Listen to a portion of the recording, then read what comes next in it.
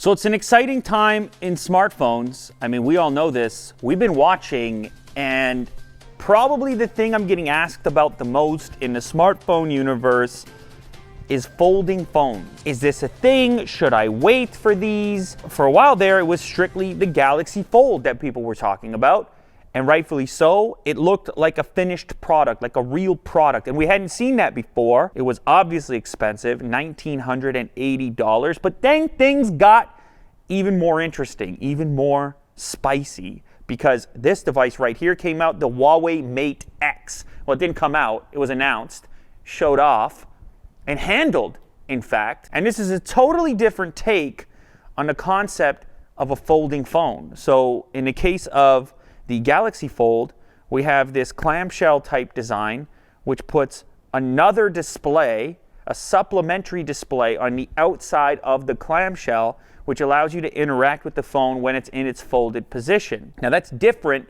from the way that Huawei approached their folding design with the Mate X. So of course, the purpose of this video and the question that everybody has is, which implementation do I think is better, and which phone should you be waiting for if in fact you are waiting for a folding phone? So what Huawei did here, they took the giant display and they folded it over in the opposite direction. So the whole thing's a display, and then the back side just shuts off when you have it in smartphone mode.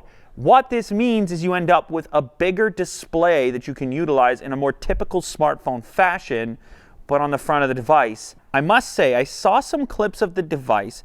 Because of this folding style, it seems that along the hinge portion, you can see some wrinkles in the OLED. Now, of course, when you're flexing or bending anything, you're going to have to leave some room for these kinds of small variances. But the promising part is that when the phone is folded out completely or incompletely, it looks like it's not an issue. Now, the next thing to talk about is price. The Huawei Mate X is like the most expensive smartphone, at least mass market smartphone, that I've seen, probably with the exception of all, those luxury things and whatnot. The Mate X is said to be priced at €22.99, which converts to about $2,600 USD. That's a very expensive smartphone, even if it so happens to fold.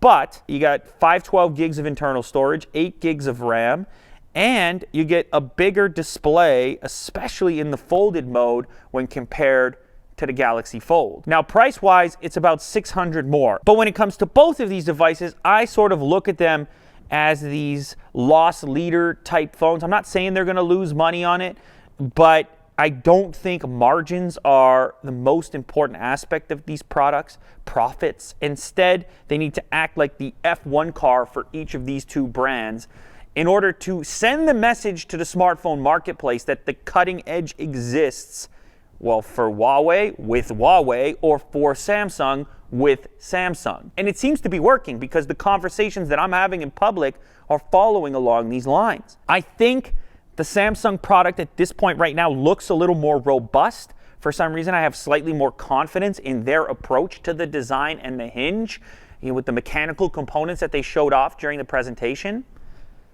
But at a distance, not having handled either of the two devices, which of course I'd love to, Samsung, let's talk, Huawei, send it over, let's get this ball rolling. You can bring it, you can accompany it, it can be a briefcase with the handcuff on there if it needs to be. But at a distance right now, there's something for me that's just a bit more compelling about the Huawei product, the Mate X. And I'll tell you what it is. I don't think anybody in the folded mode, in the slab smartphone mode, really wants to downgrade to a smaller display than what they're currently used to. And with the Huawei device, you don't have to make that compromise. You still have a big, you have a giant smartphone with a slim bezel, and when you're using it in that mode, it looks like a legitimate substitute for whatever flagship people are familiar with. That's a bit different than what Samsung is doing, obviously. That said, from a manufacturing standpoint, I got to give a little bit more confidence to Samsung, just because of the hinge design that they showed off. It looked robust, it looked strong.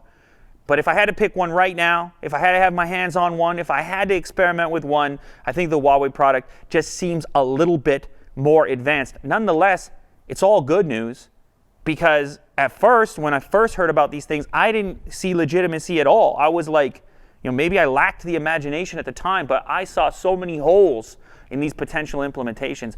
But these are both, this has gotten me excited in the tech realm in a way that hasn't happened in a long time. And when these products launch, there's going to be a lot of videos, a lot of interest, and those questions that are happening for me already in the real world, I'm going to be able to address them in video format, so you can make a decision for yourself and you can possibly move into the folding future that looks to be inevitable at this point.